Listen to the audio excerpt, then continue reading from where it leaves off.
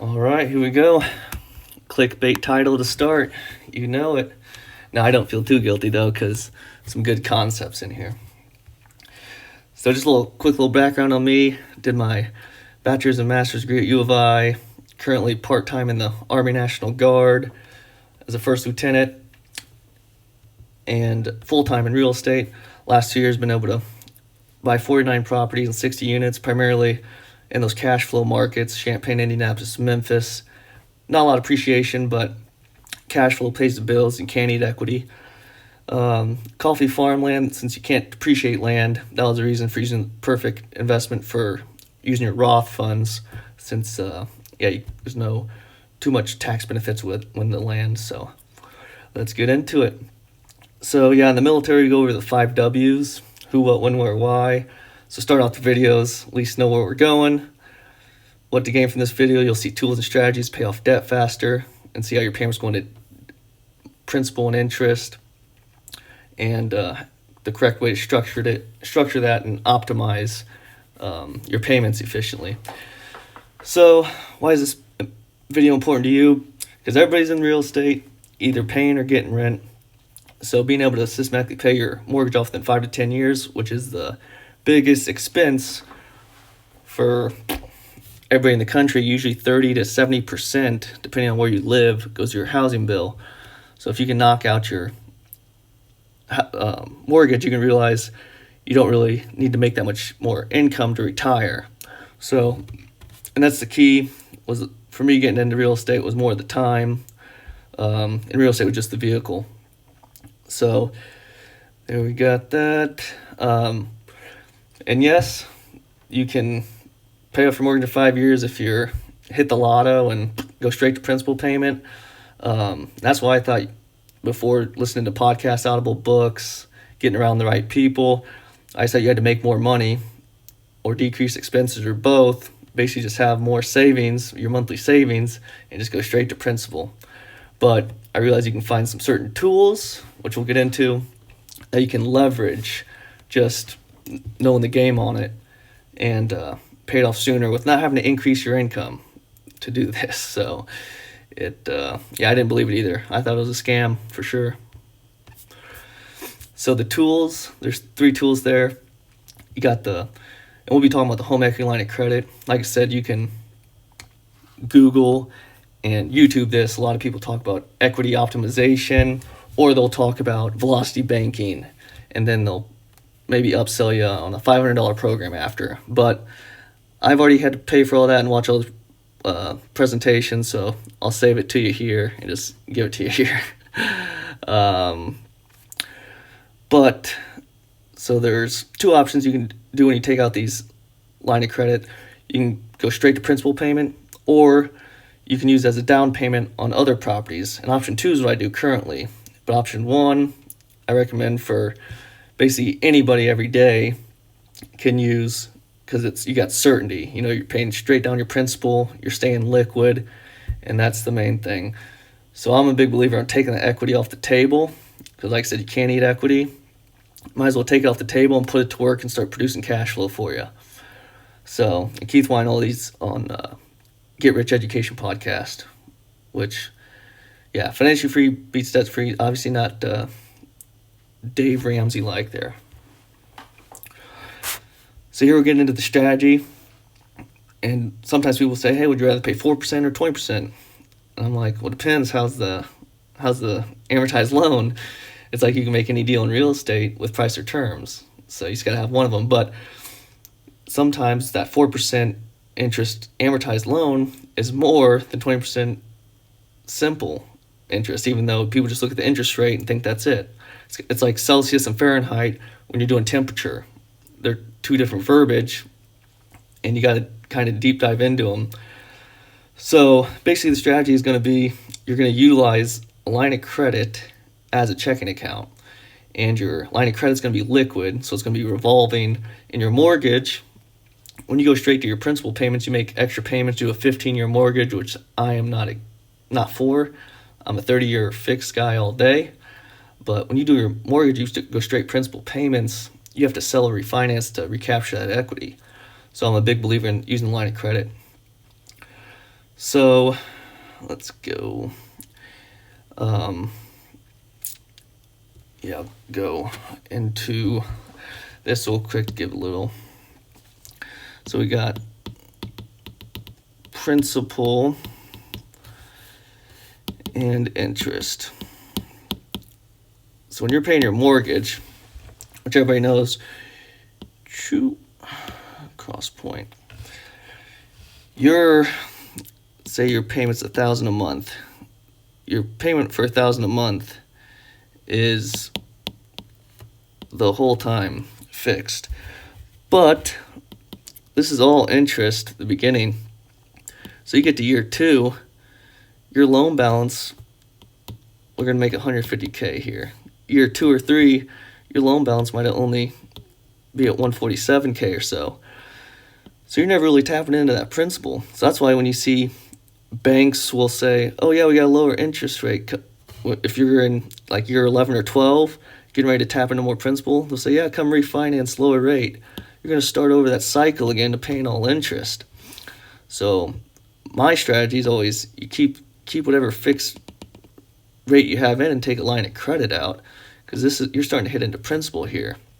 So this is, like I said, amortized, and my handwriting is terrible, but you get the concept. That's all that matters. So again, yeah, you're paying all interest, and then at the end, 30 years here, you'll have a $0 balance. But there's a reason the banks say, yeah, come refinance, get you starting over, so you never really tap into this principal. Or say this is year 4, you're here and you sell your house, then you have to, whatever new house you got to go back, start again, so you're never really getting ahead in that scenario. So I just want to do a quick thing on that, showing you amortized. Hopefully I know how to do this. Clear. Okay. So in this scenario, we're going to say a $200K house and the value. And we'll say we have a $150K lien on it. And say 90%, usually banks, if it's owner-occupied residence, usually can get higher leverage because it's less risky to default. If it's an investment property, they're not going to leverage as much to you. But we'll say 180. So right there, this is your HELOC. And obviously you're saying, well, that margin as 50 and 80. The bank will give you, like I said, 70 to 90%. But here I'm just doing 90%. So 180,000, you have a first lien. That's a first lien of 150. So you have 30K that you can use toward your HELOC. Because the property's worth 200, they're not going to give you 100% financing. So you have 30K there. So that's 30K you can use as your checking account to pay for this, to go toward your principal payments on the house. So here is how you're going to be utilizing it. We'll just say, doesn't matter. We'll say they only gave us 160, so we gave 10K.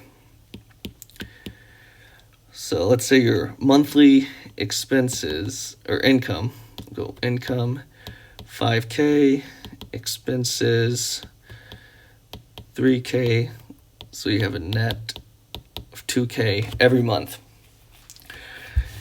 You're going to have a $10,000 HELOC, so this will be your second lien. Oh no. Okay. So you got a total debt balance of 150 plus your $10,000 HELOC. This whiteboard might get messy, but so you got 160 total. What you're gonna do, you're at 150,000. You're gonna, and you have 2,000 net. So this is your income coming in, your job. That's your expenses, all your bills. if you're on West Coast, I know this might be 10,000 or whatever. Just do the concepts. You can change the numbers. So you're going to go 10,000 straight principal to your $150,000 loan. So now your loan balance is at 140K. Let me get a new. Well, that's fine. 140K in month. Yeah, let me get a new one. So you got 10K. And this would be the time. 1, 2, 3, 4, 5. So like we said, 5K income, 3K expenses, you get 2K net. You're gonna have that line of credit for 10,000. You're gonna send it straight to the principal, and that loan balance is gonna be 140. So you have a loan balance of 10K on that HELOC, but you're getting charged daily balance interest on that, which I'll show in the next slide what that comes out to. But your 2K net. So after your income expenses come in, month 1, you owe 8K. Month 2, you owe 6K. 4K, 2K, boom. You're done right there, and your loan balance is at 140. Okay, so you have 10K to use again because it's a revolving line. Use it again, your loan balance is now 130K. And you do that same. So this would be month 6. And this is what I like about the real estate. It's kind of like track. The number's what it is. The time's it's not subjective at all. You can do math. You can do this. So in 5 months, if you have a surplus of 2K, you can be back at that 10K number. So you take that 10K, go straight to principal. Now your loan balance is 130. Okay. Next month, you just keep doing that down. And let me see, getting back in the slides here. So as you can see, this is what it comes out to is, we'll just say that the daily balance, we'll say the HELOC has a 6% rate. You're going to divide that by 365. That's how many days in a year. And then times it by your balance. We'll say you didn't pay down your HELOC. You had 10,000 of balance every day.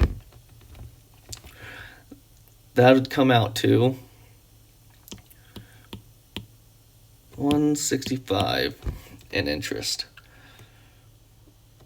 That is a multiplication.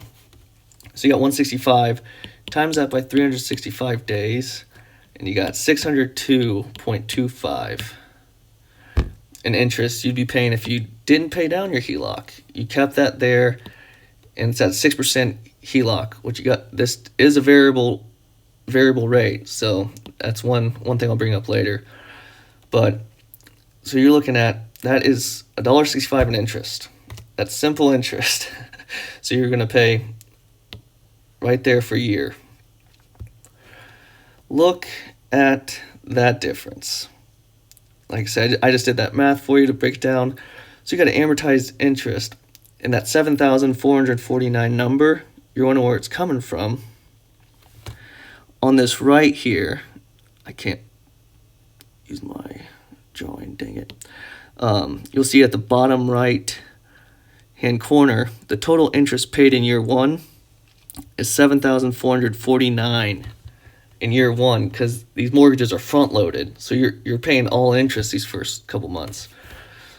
So when you go straight to your principal balance, these last two state comments here on the loan balance amortized, after year 1, I wish I could circle this, but I need to figure out how to do that. After year 1, your remaining balance is $147,786. After doing $10,000 principal payment straight to principal 3 times within a year, you got your total balance at $120 and your loan balance remaining. So as you can see that, and if you look at this, that is what you'd be doing your amortized loan. After year one of doing $10,000 principal payment every 5 months, you'd have knocked off 10 years of your payment, because you'd have a loan balance at 120. So year 2029 is when you would be having it. So when you knock off, and as you can see, yeah. So instead of year one doing traditional amortized, you have loan balance 147. Loan balance for number two is you have 120, because you do 10,000 straight principal payments 3 times. So the options right here, just go through these real quick. Hopefully that made all made sense going through this quick. But yeah, house hacking is my number one recommendation. Buying a house, living in one room, renting out the others. That's how I got started, my first one. Or you buy 2 or 4 unit, live in one side, rent out the other. You can get 3.5% down payments. If you're in the military, you can get a VA loan. It's a no-brainer. Or you can do bi-weekly payments is another common strategy. Or 0% interest cards, which I can get a huge rabbit hole in that. But 401k retirement funds, you can borrow against your retirement that's probably in a 401k, volatile, not knowing your returns, and you can take that money into something certain, you're paying down your mortgage on. And usually you have limits, you can only put in 19,000. But when you pay yourself back interest, there's no limit in that. Tax laws are always changing, so check with your tax accountant. But home equity line of credit, retirement funds, and utilizing 0% interest credit cards, liquidating those cards into cash and using that cash as down payments, it's doable, and it's been done. You can do it. That's a whole new video in itself. 0% credit cards, one of my favorite things. But there are some cautions here. Wanted to put this on here for sure. Whenever you take out debt or any credit cards, you're not taking it out to buy a boat or anything. I've always taken it out for investments, so let's be clear on that. It's a tool, just like anything. You can have a weapon, do good or bad. You can definitely have some debt, do good or bad. The HELOC, like I mentioned, in that example, is 6%, but it can fluctuate. So that's why you don't want to have a HELOC balance of, I see some people saying, oh, take out a HELOC $100,000. That can fluctuate and be a pretty big difference. So that $10,000 example I made as a HELOC balance, because you had a net profit of $2,000 a month. So it's more reasonable. You can pay off that HELOC within 5 months in that scenario based on those current numbers.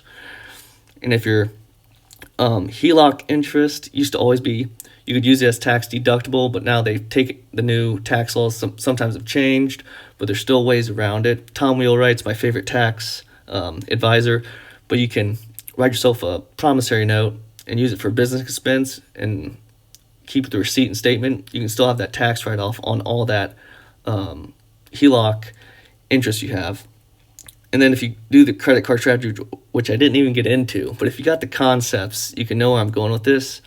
You're basically just arbitrage, and you're getting credit cards 0%, you're liquidating them into cash and using that cash to go straight to principal payments. And after 12 months, you got a $10,000 balance on your credit card. You can balance transfer to another 0% interest credit card and rob Peter to pay Paul, but the interest always stays at 0. So see how that buffs out for you. So action steps. To know and not do is to not know. So at least you got some understanding to dive deeper into this if you want. But just some simple steps. Decide what source of funds you'd be using. Home equity line of credit if you have equity in the property. Credit score over 680 preferred.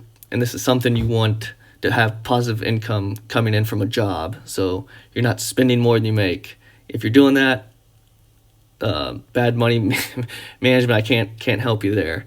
So this is for somebody that has a surplus coming in monthly. Unless you use the credit cards, which if you can't handle money right, I don't recommend that. You don't, in retirement funds, when you borrow against your retirement funds, you're gonna need some income coming in to pay back your retirement funds with interest, so you still need that monthly income coming in. So apply and qualify for your home equity line of credit through your lender. Set up monthly budgets of your income and expenses on Google Sheets. And I use a credit card, one credit card and expenses to keep track of everything. And then just utilize your home equity line, go straight principal, and know your monthly income and expenses. And any surplus you have, go straight paying back into that HELOC. Because money in the bank's sitting at 1 or 2%. When you have this HELOC out, your money's constantly working for you. So hopefully that made sense. It is a little after 12, so I did not get through this by 12. But it is getting posted right away here. So that was it. And nonetheless, hope it got you thinking of how much of your monthly payments actually going to interest and principal and how you can arbitrage this.